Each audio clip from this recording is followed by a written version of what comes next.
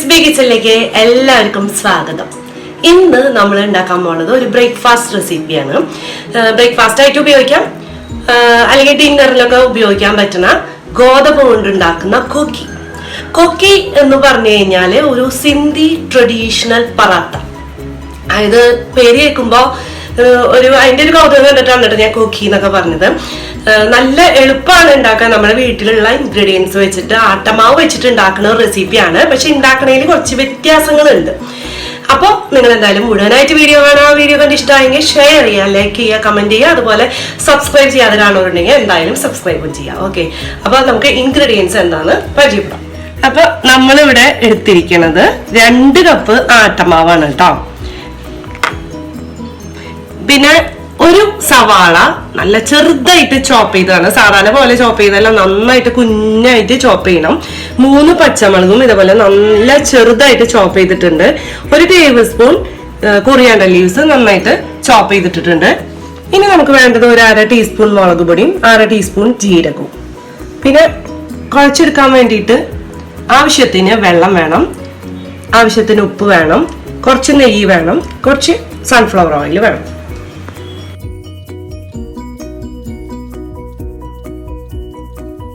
നമുക്ക് ഈ ആട്ടമാവിലേക്ക് നമ്മൾ എടുത്തു വെച്ചിരുന്ന ഇൻഗ്രീഡിയൻസ് എല്ലാം ചേർക്കാൻ പോവാട്ടോ. അപ്പൊ മുളക് പൊടി, ജീരകം, സവാള, പച്ചമുളക്, കൊറിയാണ്ടർ ലീവ്സ്,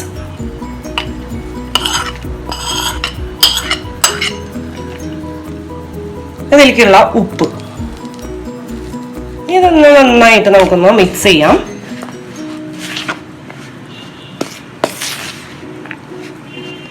അതിനുശേഷം കുറേശ്ശെ വെള്ളം ഒഴിച്ചിട്ട് കുഴച്ചെടുക്കണം. അത് നല്ല സ്റ്റിഫായിട്ടുള്ള ഒരു ഡോ ആയിട്ടാണ് നമ്മൾ കുഴച്ചെടുക്കേണ്ടത് കേട്ടോ.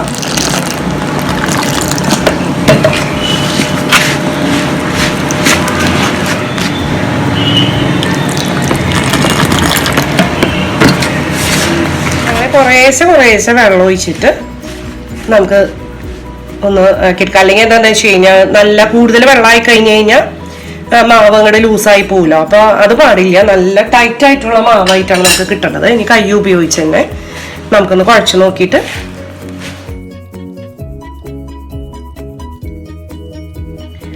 ഇതിലേക്ക് നമുക്ക് 2 ടീസ്പൂൺ സൺഫ്ലവർ ഓയിൽ എടുത്തു വെച്ചിട്ടുണ്ട് കേട്ടോ. ഇത് ഓപ്ഷണലാണ്.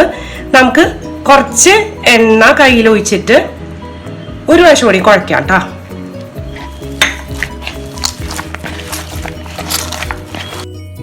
അപ്പൊ ചപ്പാത്തിക്ക് കുഴക്കണ പോലെ അങ്ങനെ കുറെ നേരം അങ്ങനെ കുഴച്ചെടുക്കുന്നു വേണ്ട കേട്ടോ. നമുക്കൊരു സ്റ്റിഫായിട്ടുള്ള ഡോ ആയിട്ട് കിട്ടിയാൽ മതി.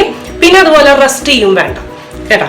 അപ്പൊ പിന്നെ ഒരു 4 എണ്ണമാണ് നമ്മൾ ഇതുകൊണ്ട് ഉണ്ടാക്കാൻ പോകുന്നത്. 4 എന്ന് പറഞ്ഞു കഴിഞ്ഞാൽ ഒരെണ്ണം കഴിച്ചു കഴിഞ്ഞു കഴിഞ്ഞാൽ വല്ലതുണ്ട്, ഒരെണ്ണം കഴിച്ചാൽ വയറ് നിറയും. പിന്നെ വേറൊരു പ്രത്യേകത എന്താണെന്ന് വെച്ചാൽ നമുക്ക് തലേ ദിവസം ഉണ്ടാക്കി വെച്ച് കഴിഞ്ഞാലും പിന്നത്തെ ദിവസം വേണമെങ്കിൽ രാവിലെ കഴിക്കാം, അല്ലെങ്കിൽ ലഞ്ചിന് കഴിക്കാൻ പറ്റും. യാത്ര ചെയ്യുന്നവർക്കൊക്കെ വളരെ ടേസ്റ്റി ആയിട്ട് കഴിക്കാൻ പറ്റുന്ന ഒരു ഫുഡാണ് കേട്ടോ. പിന്നെ വേണമെങ്കിൽ ഹെൽത്തി ആയിട്ട് എന്ന് പറഞ്ഞു കഴിഞ്ഞാൽ നമുക്ക് ഓയിലൊന്നും ഇല്ലാണ്ട് ചുട്ടെടുക്കുകയും ചെയ്യാം. നല്ല ടേസ്റ്റ് ആണ്. അപ്പൊ നമുക്ക് ഇനി അടുത്ത പരിപാടി ചെയ്യാം കേട്ടോ. ഇതിന് 4 ബോളാക്കി മാറ്റാൻ പോവാൻ. അപ്പൊ ഇതിനെ 4 പാർട്ടാക്കി മാറ്റാം.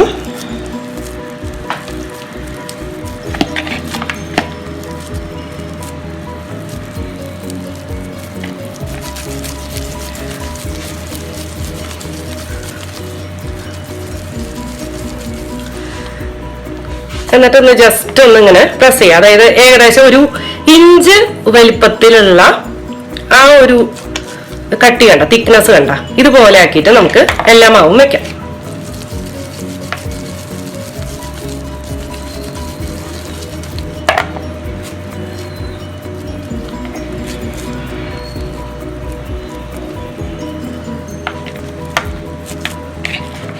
ഇനിയിപ്പോ നമുക്ക് ദോശക്കല്ലോ അല്ലെങ്കിൽ ഒരു നോൺ സ്റ്റിക് പാനോ ഏതാന്ന് വെച്ച് കഴിഞ്ഞാൽ ഉപയോഗിക്കാം.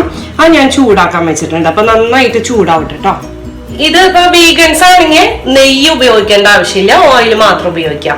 പിന്നെ ഇത് കഴിക്കാൻ നോൺ വെജുകാർക്ക് നല്ലൊരു എന്താ പറയുക കോമ്പിനേഷൻ എന്ന് പറഞ്ഞു കഴിഞ്ഞാൽ എഗ്, മുട്ട പൊരിച്ചത് കൂട്ടി കഴിക്കാൻ ഭയങ്കര ടേസ്റ്റാ.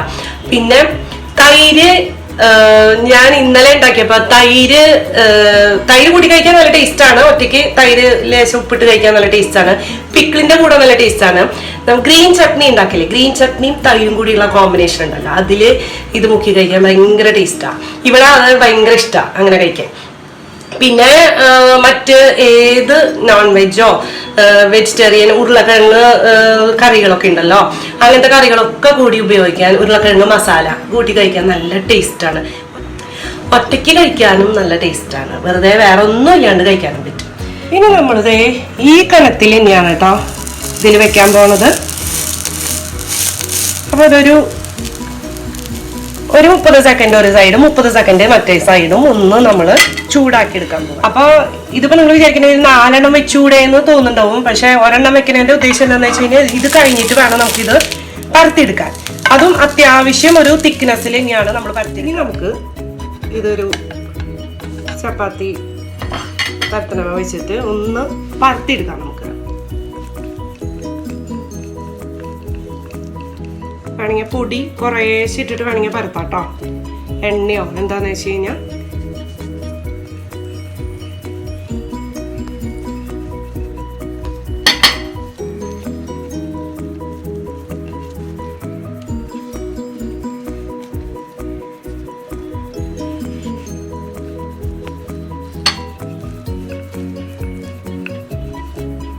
അപ്പൊ ഏകദേശം നമുക്ക് 1/2 സെന്റിമീറ്റർ തൊട്ട് 1 സെന്റിമീറ്റർ വരെ തിക്നെസ് ആവാം. അപ്പൊ ഞാനൊരു 1/2 സെന്റിമീറ്റർ തിക്നെസ്സിലാണ് കേട്ടോ ഞാൻ പരത്തിയെടുത്തിരിക്കുന്നത്.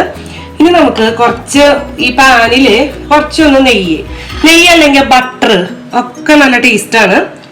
ഓയിൽ ഉപയോഗിക്കാം. അപ്പൊ നമുക്ക് നെയ്യ് തടവിയിട്ട് ഉണ്ടാക്കാം കേട്ടോ. ഇതിനി ഫ്ലെയിം ഒരു മീഡിയം ഫ്ലെയിമിൽ ഇട്ടിട്ട് ഓരോ സൈഡും ഒന്നൊരു ഗോൾഡൻ കളർ ആവണ വരെ നമുക്ക് ഈ സൈഡിലും ജസ്റ്റ് ഒന്ന് കുറച്ച് നെയ്യൊന്ന് തടവി കൊടുത്തിട്ട് നമുക്ക് മറ്റേ സൈഡൊന്ന് തിരിച്ചിടാം.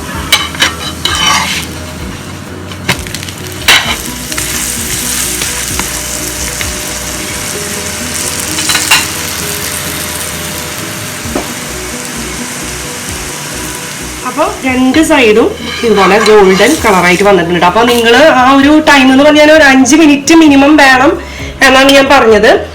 ചിലപ്പോൾ അത് വെന്ത് വന്നിട്ടില്ല എന്ന് വെച്ച് കഴിഞ്ഞാൽ 1-2 മിനിറ്റ് കൂടി കൂടുതൽ വേവിക്കാം കേട്ടോ.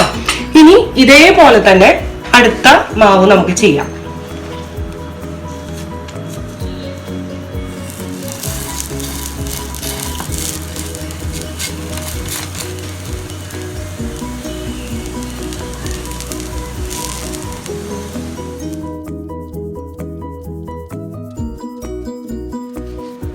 അപ്പൊ നമ്മുടെ പറാത്ത റെഡി ആയിട്ടുണ്ട് കേട്ടോ.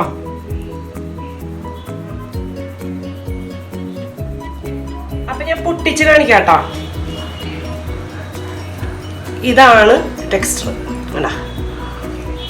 ഇങ്ങനെ തന്നെ കഴിക്കാം, നല്ല രുചിയാണ്.